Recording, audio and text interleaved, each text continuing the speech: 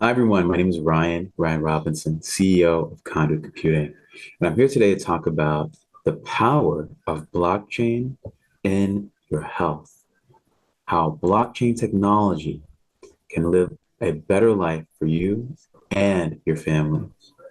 Here we go. So first, let's start off with what the heck is blockchain, right? I know you've heard a lot about that today, but I want to talk about just from the ground up, very simple. So blockchain technology, the way I explain it is very simply just it's a record. It's a record keeping technology. It's how can I keep a record that is pretty much secure, right? Secure, number one. And number two, it's hard to change, right? It's hard to change. Now, Ryan, why might that be a useful, important, effective? So the benefit of having a technology like blockchain that allows you to keep record and even keep record of the changes to that record. Again, the changes to that record is crucial. It's crucial to the very nature of what record keeping looks like. Because when you have records, you want to make sure that it's, of course, accurate. That's number one. Number two, it's reliable. Number two, number three, it's secure. Right. So records, if they're what's called mutable, meaning they're changeable, right? Like mutation, like Charles Xavier, right? Magneto, mutants, is that if it's mutable, then you don't know if you're looking at the original copy, number one, or number two, you're looking at, of course, the altered or the changed version. So an extreme version of this may be, for instance, presidential scandals, right, or election scandals, where you say, okay, hey, the votes came in this way, but someone was tampering with the votes, and so maybe the results weren't actually what we thought they were. Maybe in B, where a simple situation where all the votes haven't come in yet, right, haven't come in yet. So in other words, having blockchain technology used and implemented in your record keeping allows for you to have a highly trustable record because it can't be changed, right? It can't be changed. In other words, if you try to change it, right? If you try to change, you try to add to it, that is also recorded, number one. Number two, if you try and say hack it, right? One, it's just very hard to hack. Very hard to hack. And the reason it's hard to hack, and again, I'm sure you've heard about this, but I'm just reviewing it, creating that foundation for us, is the reason it's hard to hack is in short that it would require a lot of computational power. And you'd have to pretty much overwrite this record that exists not only in one place, but across multiple places. So in other words, in the scenario that we're talking about with blockchain in healthcare, all parts of the healthcare experience, is you'd have to rewrite the record on every single computer that has a blockchain of your records. That has a blockchain of your records, right? So moving forward here, is you're going to see a word here that says verified transactions. I don't know if you can see my mouse. Verified transactions across multiple computers. And so first, let's be clear here is that blockchain has applications across many different industries, not just healthcare. The reason healthcare is so important is because all of us, are alive. We have bodies that need to be fed and sometimes need repair and maintenance.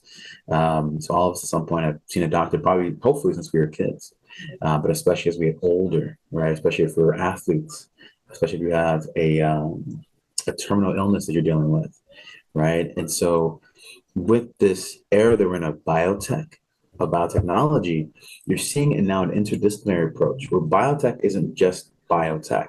It's the coordination of other fields. It's multiple disciplinary, meaning that it's including, right, AI, it's including blockchain, it's including engineering, it's including statistical analysis, right, among many things. That's just a list of few. And so all these fields, if you notice today, are starting to blend together. They're all starting to align each other. So, for example, marketing. Not only am I CEO of Conduit Computing, but I'm also a professor here in Boston. And one of the classes I just recently finished was a marketing class. One of the classes, lectures that we had in marketing was talking about how marketing relies on different fields such as neuroscience, right? We're looking at customer, understanding the needs and wants of your customer from a psychological level up, right? The need for, say, shelter, of course, food, and even just a desire to feel good about ourselves, to have high esteem, and understand that while our products may cater to different needs and wants, different segments of the market, on a fundamental level, it's all catering or speaking to the same needs and wants, same needs and wants. They're universal. All of us have to eat, all of us have to sleep, some of those basic needs. And so the marketplace is how you see people try to satisfy these fundamental needs, these fundamental needs. Right? How does that apply to blockchain in here in healthcare? Is that the same thing you're seeing, like I said, these different fields are blending together. They're blending together, number one. Number two is that with blockchain, right? With blockchain, is you're seeing here the importance of how technology itself is still speaking to the same basic human needs, even as the technology gets more and more complex. So, in other words, these technologies are trying to come together in an effort to solve the same basic fundamental and psychological needs of the human being in the 21st century. In the 21st century.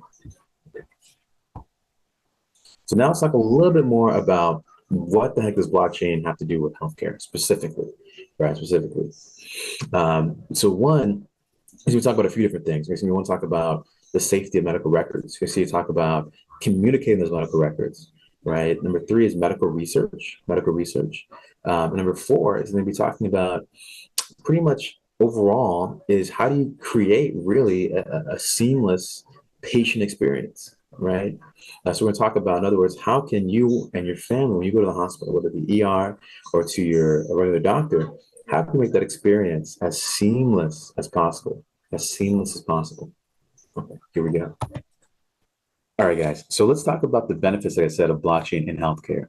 So overall, what you're going to see here is these different benefits across the patient experience, starting even from way in the beginning in the drug discovery process, that then it's going to build up. So your experience walking into the hospital. Okay. So one, data security, enhanced data security.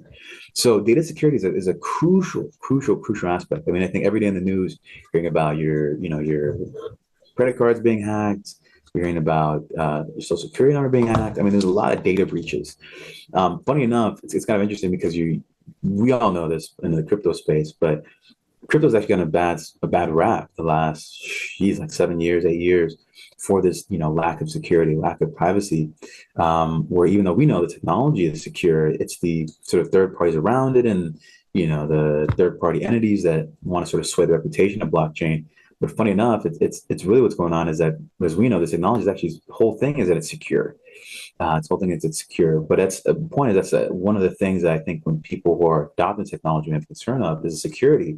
And ironically, that's one of the biggest benefits of blockchain. Specifically here is data security, or in other words, your data security, your patient data security. So in other words, you don't necessarily want your data, being spread all around, being taken by different companies without your permission, without your payment, right? And so blockchain, by again creating this immutable record, transaction ledger, across different systems in such a format, right, secure hash algorithms, SHA, that allows for these computers to actually facilitate these transactions without actually, funny enough, having access to the data itself, right? Truly understanding or grasping the data itself is pretty, really fascinating. It's a unique feature of blockchain, really unique feature of blockchain. So point is here is that, again, blockchain can protect your data, which is so important in an era now where data, say data is king, right? So everything is trying to mine through data with or without your permission, right? With or without your permission. So we've all been in those situations where you're talking about something on the phone, right? And the next thing it pops up on your TikTok or your social media or anything, right?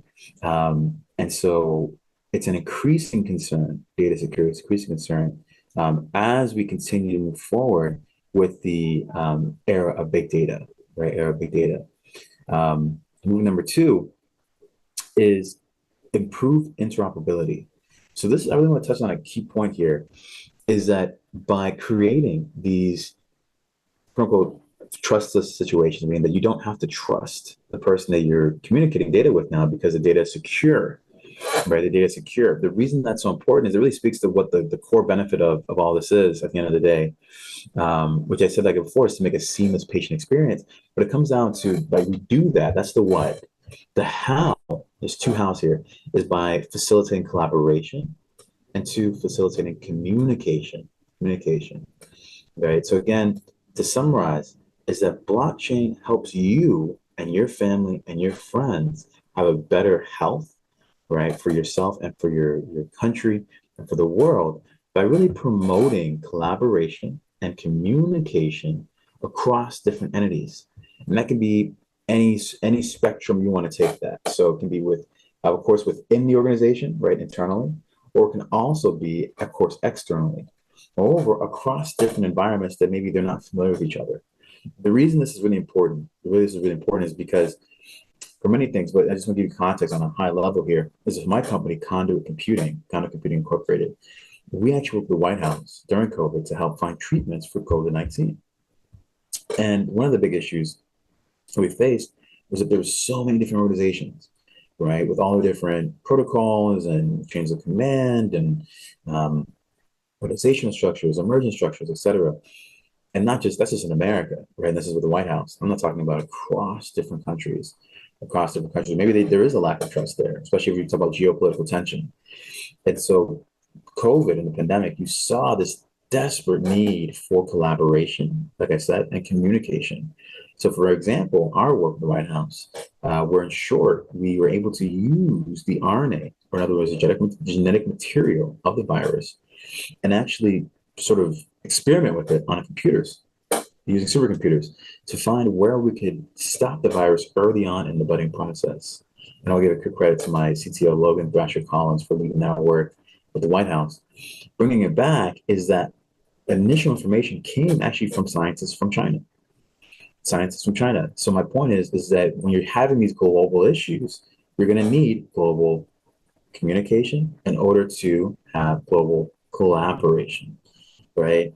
And so having this blockchain in healthcare allows for organizations, particularly across geopolitical lines, to communicate in what's called, quote unquote, a trustless scenario or trustless environment that really helps to create better medications for you, the people, right? You, the people, us, the people. Okay, moving forward. Data integrity. Data integrity. So data integrity, just how it sounds, right? Integrity is meaning so it's like the wholesomeness of something, the purity almost of something. Here, well, again, we'll talk a little more about it, but basically just says, like I said in the beginning, is how do we know this data is really the data, right? How do we know this is the correct data, this is the truthful data, this is the pure data? It's not been, of course, changed with. There's been entire decades of research wasted. Some scientists along the line created a groundbreaking study, right? Published groundbreaking research that in fact actually was fraudulent. It wasn't correct. It wasn't true, leading to billions of dollars of money wasted. And it wasn't just, science money. It was our money. It's taxpayer money that got wasted. So it's a big deal. It's a big deal. It's not a common issue for you to have fraudulent clinical trial data, but it is still nonetheless an issue, particularly when you have to deal with um, geopolitical interests, biases, right? So for instance, this is one thing we saw during COVID was that it was actually hard. I don't know if you guys remember, but it was hard to actually figure out what the death toll was like and who got it and where it got it and everything like that. Because some countries, because they had a certain bias or political agenda, were underreporting some of their numbers, right? On some of their numbers. That's a big deal. So then it makes it harder for everyone else to figure out how to respond to this, how to coordinate, how big of a threat it is, where to direct resources. So this ends up, in other words, a simple version of this is that by making sure that the data has integrity to it, that it's pure, like I said. Also, another term you might hear is high fidelity. Make sure that really keep it simple. We're just using our resources efficiently. Efficiently. Boom. Okay. And so finally, the last thing is streamline processes. So by having blockchain, right, again, which is a ledger, can have all your data on it, it just makes everything simpler. Kind of going back to what I just said about efficiency, is that so for example, myself actually, I just went to the ER because I sprained my leg, and then I went to a specialist that then directed me to the MRI technician, and even in that whole process, it was like, okay, well, who has your data, and what system are you in, and what's going on? And the problem was that they even got wrong data. So I literally was getting an MRI a couple of days ago, and the guy scanned the wrong part of my body because he somehow got a faulty record of what he was supposed to scan. It was very odd. But if he had this on the blockchain, Ryan's record across the blockchain, you would have seen every, again, change to the system, right? Every change to my data. And it would have gone for everybody 10 times over. Here we go. Use cases, right? So let's go a little more specific. So medical records management. So I just talked about that. But again, it's saying, okay, any place you go, whether it be a hospital here in your state or even another country, technically, is how broad this can be, is where you can have secure data, right, about who you are, what are you dealing with, where are you coming from, what has been your history, your medical history from state to state or even country to country. That's so important. Just literally, anyone who's ever dealt with hospitals or their parents or their families, patient records, a lot of work is just calling on the phone saying, hey, did you get the record? Right? Hey, do you have the data? Is that the right data? Is that the wrong data? Oh, it's the left knee, but we also did this one with the left knee 10 years ago. So can you make sure it's updated, that it's correct? So for instance, I had just now, I tell you, when I went to the ER, one situation was that they kept saying it was my left knee, left knee, left knee. And then we looked at the date and it said 2023. I said, whoa, what's going on? And so they were actually referencing data that was, like I just said, a year old, right? And so it's a big issue. It's a big issue. So you can have all these, smart people, educated people in these systems, but if they don't communicate together, it gets tough. And people who suffer are us, everyday people. Moving forward, drug traceability. This is really, really big. And this is something actually, when they first talked about this presentation that I brought up, is the importance of, I'm going to use the word again, high fidelity, meaning purity, but trying to understand these medications, where they come from. So something that you guys might not know is that about 10% of the drug supply is fraudulent. It's counterfeit. It's not actually what it says it is. 10%. That's a lot of drugs. It's a lot of medication. In fact, some people, it's like in kind of you know, the zeitgeist of imagination and thought in pop culture is Bruce Lee's death. Actually, some people think that it was due to, poor quality headache medication and leading to an allergic reaction on his part. And so my point is just saying is that initially when they were asking the title of this talk, I was going to say, wanted to start off saying blockchain could have saved Bruce Lee's life because him dealing with fraudulent medication, this is one scenario. That's one sort of theory. I don't want to dive too deep on that, but saying that if he could have a medication, say, okay, I know where this came from. I know it came from where I thought it came from. There's a certain seal on it, right? Where the people that made this medication had to verify every step of the manufacturing process. Every time they got a new ingredient in, every time that they did a trial with the medication, from going even from the not even the manufacturing of it to the creation of it and the testing of it, then that may have actually helped him a lot. So, and I'll move on from there. But point is that it's a really, really a big deal in understanding, where these drugs are coming from, and if they're effective, if they're what they say they are, which is a big, big deal. It's really important. Again, 10% of the drug supply chain is counterfeit. It's counterfeit. It's actually an issue that particularly faces has a lot of challenges, has a lot of prevalence in Asia. And so point is, bringing it back to Bruce Lee, is that in the time he was in Hong Kong, that Hong Kong at that time was, of course, much less regulated than it is now, right? So there were all different types of medications and products coming in that just hadn't really met much of a standard, at least much of a consistent standard. So having something like a blockchain that verifies where these drugs go in and come out of, if they are true what they say they are, would make a huge deal for not just his life, but even people across the world. So clinical trials, and I kind of just touched on this, but clinical trials it's important to understand when you're doing clinical trials, like I said, is you may be working across different countries. So here we could talk about, like I said, fidelity, make sure no one tampers with the records. That's not so much of an issue. So part of this presentation is saying not only what's the gamut, what's the range of different application, but also what's a little bit more important, right? What's a little bit less important, more important. So here, the issue of tampering with medical results is not as big. It's actually much smaller in terms of prevalence, but of course the importance of it is big.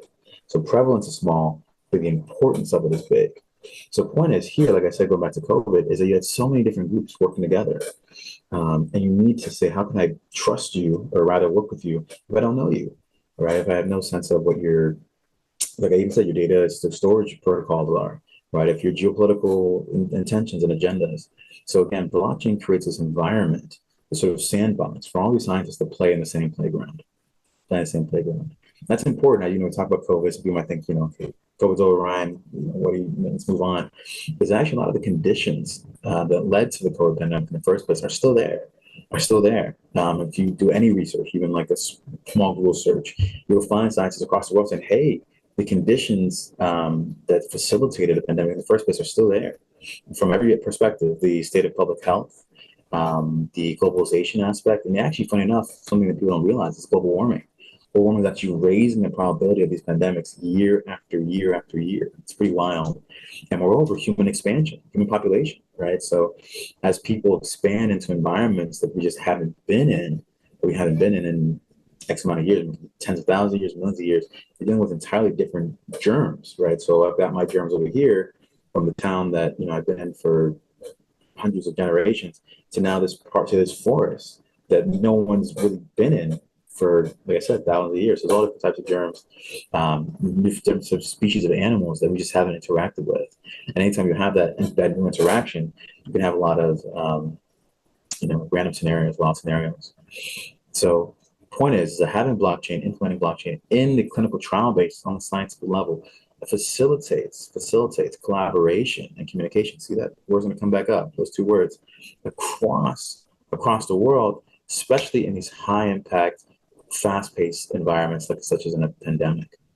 Okay, moving forward is health data exchange. Oh, there we go. Health data exchange, right? So this is about cross providers now. Now we're talking a little more on the insurance level, right? And the insurance level. So you might see this all the time, but insurance changes, right? Your insurance policy changes. Who provides, who are the listed providers for the insurance coverage, that insurance coverage changes. And so as that changes, we've all been in a scenario where they don't have your proper records, right? They need you to call the insurance and send them this and it's this whole thing. You're like in the middle of it. And you're dealing with the gaps, and these were gaps between these transitions between one insurance coverage to another, or one insurance company to another company, or one doctor to another doctor.